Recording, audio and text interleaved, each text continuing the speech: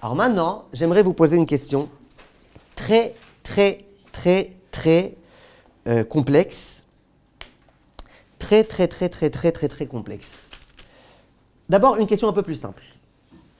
Le minyan de femme est à 8h15. D'accord? Une femme arrive à 8h16. On est dans un endroit très yéké, ça veut dire l'inverse de thune. On a déjà commencé la lecture. La femme, elle arrive, elle entend, il a déjà fait le premier pasouk. Est-ce qu'elle n'a plus qu'à aller chercher un autre minyan? Ou est-ce qu'elle peut rattraper? Non, pas du tout, le temps qu'elle rattrape le pasouk. De quoi?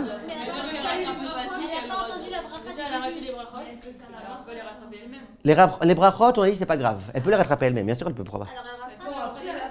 Non, au début. Alors elle rattrape le pasouk, elle rattrape tout alors. Elle peut rattraper. Le temps qu'elle rattrape, elle va rater la suite. Hein? Hein? Le temps qu'elle rattrape, elle va rater la suite. C'est ça que je vous dis, TGV. Ça veut dire regardez. Regardez. Alors c'est ça, regardez, je vous demande d'écouter, s'il vous plaît, écoutez une seconde. Ce que je veux vous expliquer, c'est le principe. D'accord? Le principe. Une femme arrive en retard le jour de Pourim. Il paraît que c'est fréquent, parce qu'il y a souvent des bouchons. Vu le nombre de bouteilles qui sont ouvertes à Pourim, il y a beaucoup de bouchons par terre. Donc, il y a des bouchons. La personne, elle arrive en retard. Elle arrive 1 minute en retard. Si le Baal Koré, il lit tranquillement, va ibime Ahashverosh, ou Ahashverosh. Toi, tu as le temps, le temps qu'il fasse ces 3 mots, tu as le temps de faire les brachot et de rattraper va ibime Ahashverosh ou Ahashverosh. Tu as le droit. Tu as le droit de rattraper.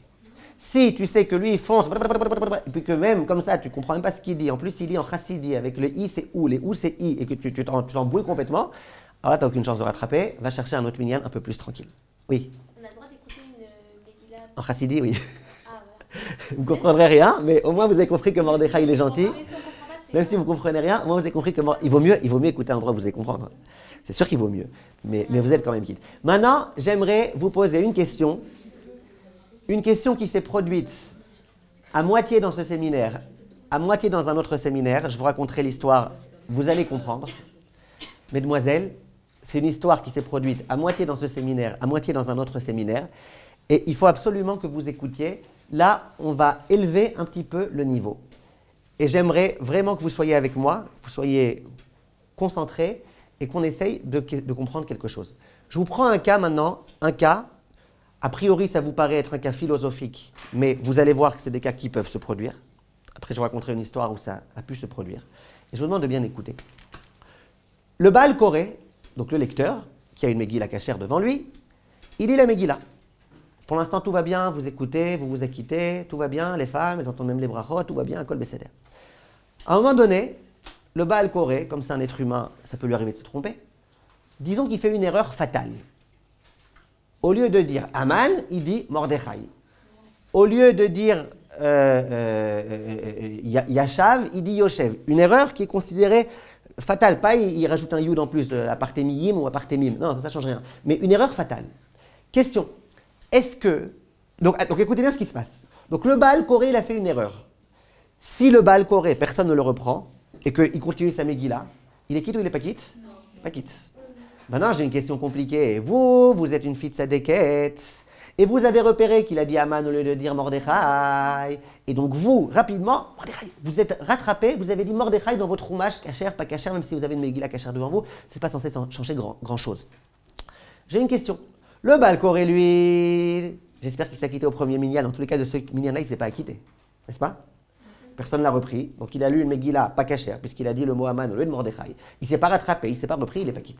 Maintenant, j'ai une question très compliquée. Est-ce que, à votre avis, Révital, vous qui vous êtes reprise et qui vous-même avez dit Aman au lieu de Mordechai ou Mordechai au lieu de Aman, est-ce que vous êtes quitte? Apparemment, oui. Je pense à la bracha du début et elle n'est pas malade, non? Si toute sa Megillah, elle n'est pas malade. Oui ou non? La bracha, c'est pas, moi, ça me stresse pas trop, la bracha. Il y a des choses qui me stressent plus que la bracha. Est-ce que vous, qui avez repris le mot, vous êtes quitte de la lecture de la Megillah? Moi, je pense non. Non. Parce que même quand on a lecture de Torah, le Shabbat, il doit dire tous les mots bien. Même si nous, on est savait. Ok, mais vous n'avez pas d'obligation de vous acquitter. Non, alors oui. Vous êtes quitte? Ok, Noah. Peut-être pas parce que après lui, il va continuer, alors que lui, pour lui-même, Donc lui, il n'est pas quitte. Vous, vous êtes quitte ou pas? Il a fait. Il a fait Meod. Qui est-ce qui veut compléter un peu ce qu'elle dit? Noah? Teila, vous voulez compléter ce qu'elle a dit Noah un peu? Mais à voix haute. Je ne sais pas. Orly, vous voulez compléter un peu ce qu'elle dit?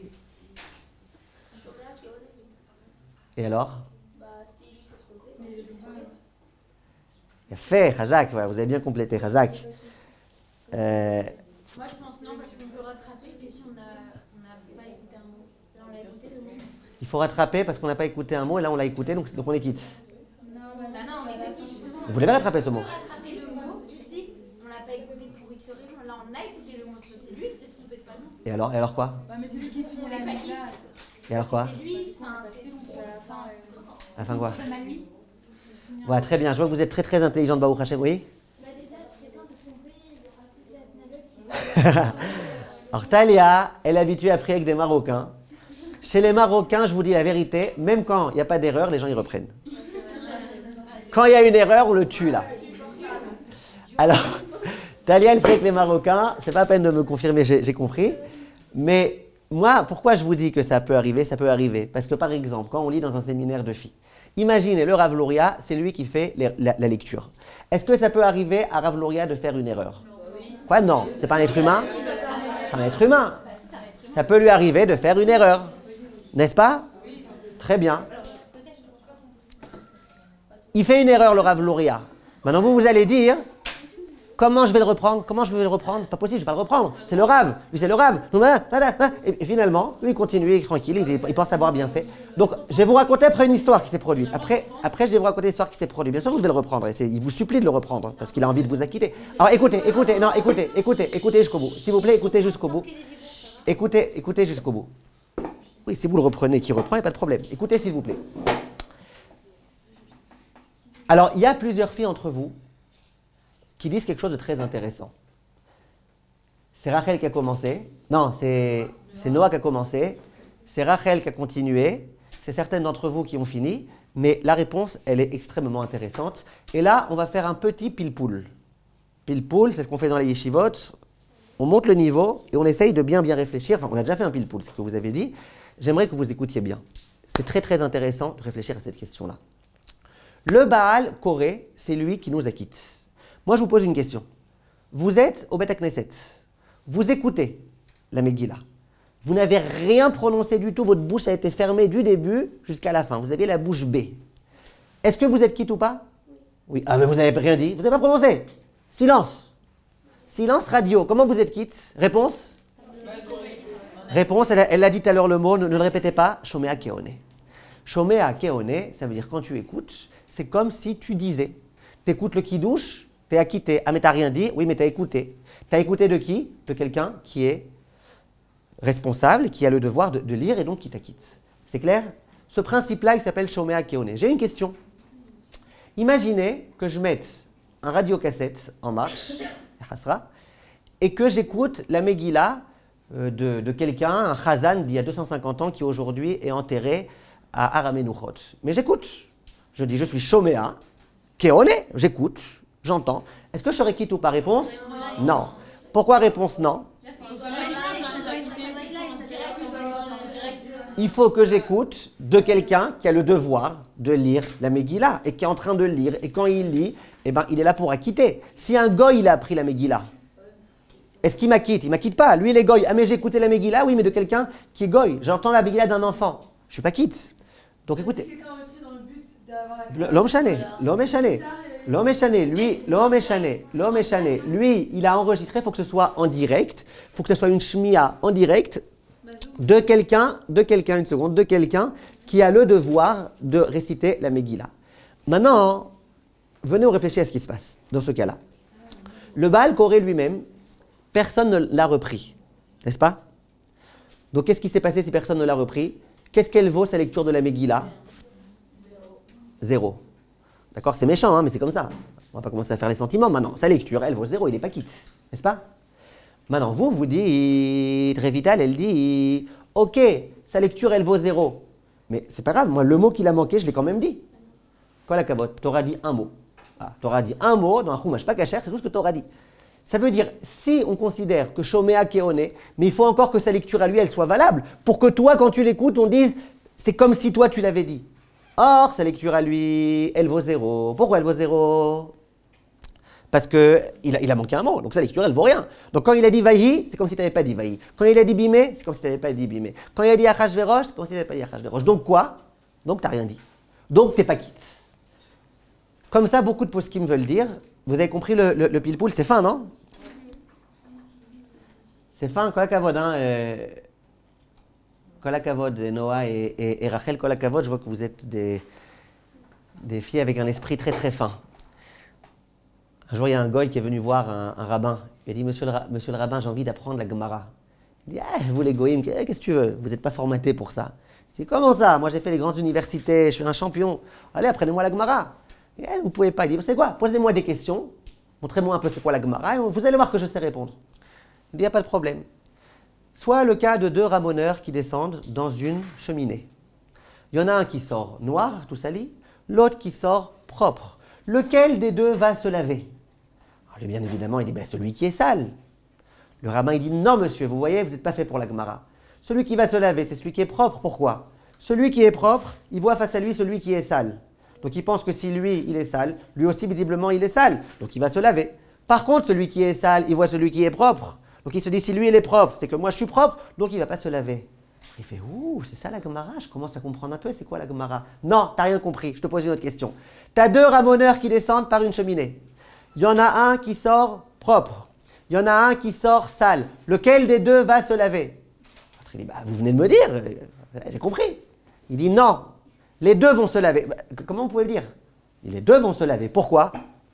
Celui qui est propre, il voit face à lui quelqu'un qui est sale, donc il pense que lui, il est sale. Donc qu'est-ce qu'il fait? Il va se laver. Mais celui qui est en face, il va se dire, mais il est bizarre celui-là. S'il est blanc, il est propre. Alors pourquoi il se lave? Ah, visiblement, c'est parce qu'il m'a vu que je suis sale. Et c'est pour ça que quoi? Qu'il s'est lavé. Donc moi, je dois être sale. Donc il va se laver lui aussi. Donc les deux vont se laver. Je dis, ah, ouais, pas mal, hein. C'est ça la Gemara? Il dit, non, t'as rien compris. Écoute-moi bien. T'as 2 ramoneurs qui descendent d'une cheminée. T'en as un qui sort propre, l'autre qui sort sale. Lequel des deux va se laver? Il dit, ça y est, là, vous me l'avez dit. Il dit, non. Comment tu veux que 2 ramoneurs passent par une même cheminée, que l'un soit propre et que l'autre soit sale? Il dit, j'ai compris moi, c'est quoi la Gemara? D'accord? Voilà, c'est un peu long comme blague judaïka. Mais en tout cas, c'était juste pour faire un petit firgoun à Noah et à Rachel. Et si vous voulez que je vous fasse un autre firgoun, je crois que si à chaque bonne réponse que vous donnez, je dois vous offrir un livre, il faut que j'écrive encore beaucoup de livres, Bezrat Hashem. Alors, on continue, Bezrat Hashem. Maintenant, je vous ai promis de vous raconter une histoire. Alors, je vais vous raconter une histoire. Cette fois-ci, pas marrante du tout. Quand j'enseigne la halakha et les halachot de Purim, vous vous imaginez bien que je m'adresse aux filles de séminaire et que je leur dise, s'il vous plaît, comprenez bien que si le Baal Koré il fait une erreur et que vous ne le reprenez pas et que personne n'est là pour le reprendre et qu'il n'y a pas là-bas de Marocaine pour le reprendre, sachez que vous n'allez pas être quittes. Donc, qu'est-ce que je supplie les filles? Je leur dis, s'il vous plaît, vous voulez être quitte pour Purim, vous ne voulez pas être quitte. Vous avez une mitzvah, vous avez le devoir. Donc, s'il vous plaît, je sais que souvent, c'est les rabbinim du séminaire qui vont vous lire peut-être la Megillah, mais s'il vous plaît, reprenez. Et j'ai l'habitude de dire aussi que moi, chaque année, je lis la Megillah. Depuis plusieurs années, je lis la Megillah au séminaire de la rabbinite Hagaï. Et à chaque fois, je dis aux filles, parce que j'enseigne aussi là-bas la Torah, quand j'enseigne les halachot de Purim, je dis aux filles, je vous en supplie, c'est moi qui vais lire. Voilà, je vous dis depuis le début, je suis mochel, machoulach, kapara alaïr. S'il te plaît, si je fais une erreur, reprends-moi. Mais je ne dis pas ça que là-bas, je dis ça aussi dans ce séminaire, dans les autres endroits où j'enseigne. Je dis, s'il vous plaît, il y a une erreur, reprenez. Ah, mais c'est le Rav, et alors? C'est pas très grave de dire au Rav qu'il s'est trompé. C'est pas très grave. C'est pas qu'il s'est trompé dans une halakha, c'est qu'il a fait une faute de frappe, j'allais dire, une faute de lecture. Ça peut arriver à tout le monde. Même Raphaël Kanievski, ça peut lui arriver quand il lit de faire une erreur. C'est pas la fin du monde, ça peut arriver à tout le monde. Donc je dis aux filles à chaque fois, s'il vous plaît, reprenez le Rav. Si par exemple le Rav, il a manqué un mot, et vous êtes sûr qu'il a manqué, c'est pas que vous ne l'avez pas entendu, dans ce cas, ça ne va pas nous déranger le Rav ou le lecteur, vous continuez. S'il a sauté un mot, c'est un problème. C'est pour ça que j'ai l'habitude de dire, qu'est-ce qui est pire quand on écoute la Megillah? Qu'est-ce qui est pire qu'un lecteur qui bégaye? D'un lecteur qui bégaye beaucoup.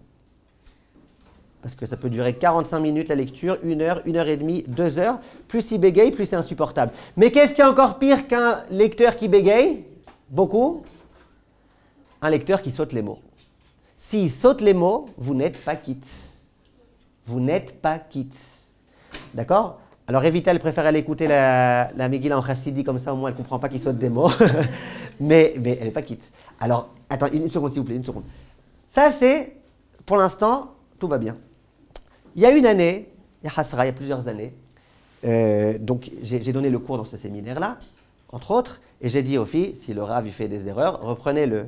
Et même si c'est moi le Rav, reprenez-moi. Quel que soit le Rav, reprenez-le. J'arrive à la lecture là-bas à Baïd Vagan pour lire la Megillah, et je vois l'une des filles du séminaire, l'une des plus studieuses d'ailleurs, l'une des plus sérieuses, qui était, un peu comme vous toutes, qui était présente.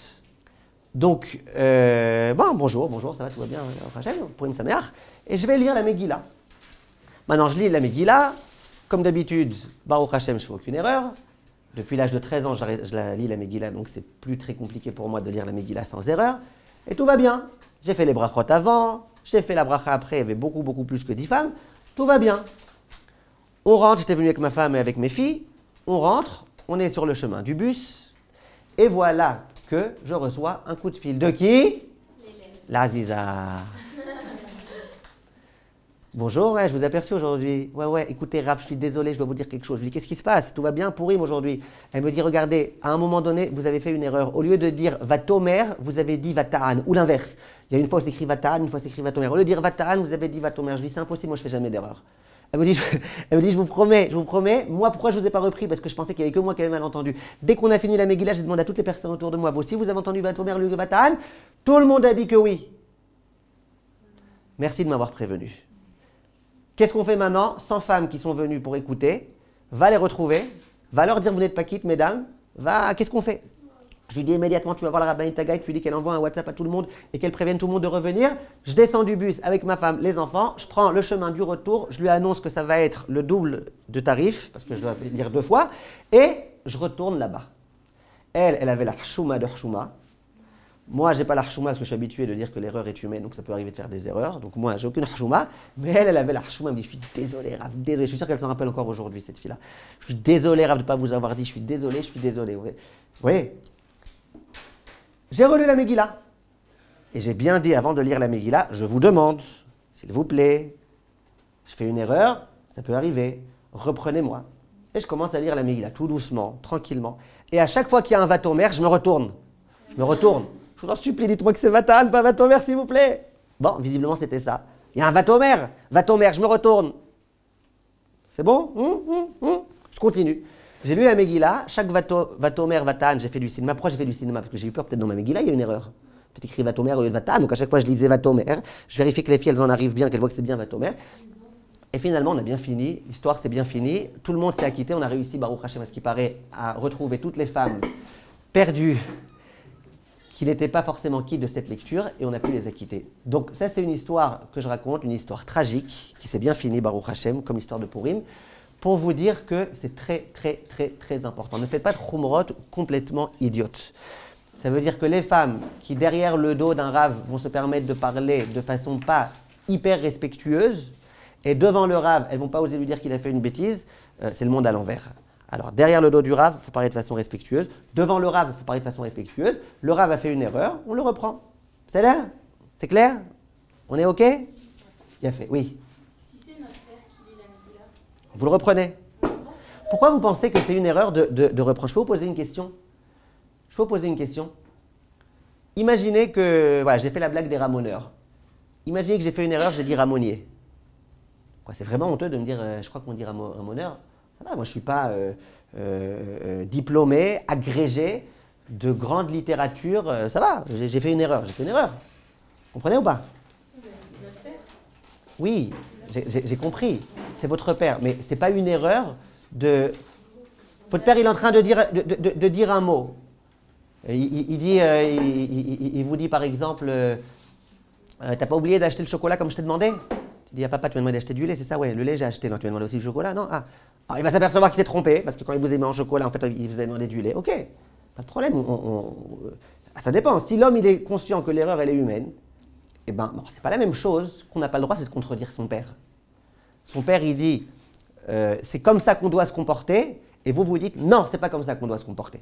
Alors là, il y a des halachot dans le Chod Kiboudorim. Il faut dire à son père, papa, moi j'ai appris différemment. Est-ce que tu es sûr que... Pas lui dire, non, papa, tu te trompes. Mais même là, on peut lui dire. Alors là, vous n'allez pas maintenant lui dire au Rav, on a appris, nous, que quand il y avait écrit Aman, il ne fallait pas dire Mordechai. Là, il va vraiment me prendre pour une folle, le Rav Louria, dans l'histoire. Ok, vous comprenez? Ouais, mais à la synagogue, quand les femmes elles sont en haut. Voilà, alors à la synagogue, elle vous a dit, Talia, elle vous a dit, à la synagogue, on ne laisse jamais le Baal Koré faire une erreur. Même quand il ne fait pas d'erreur, on le reprend. Donc ne vous inquiétez pas, ne jouez pas le rôle des hommes. Laissez-leur jouer leur rôle, ils le jouent déjà trop bien. C'est pas la peine de prendre leur place. C'est clair, ça va? Top, on continue?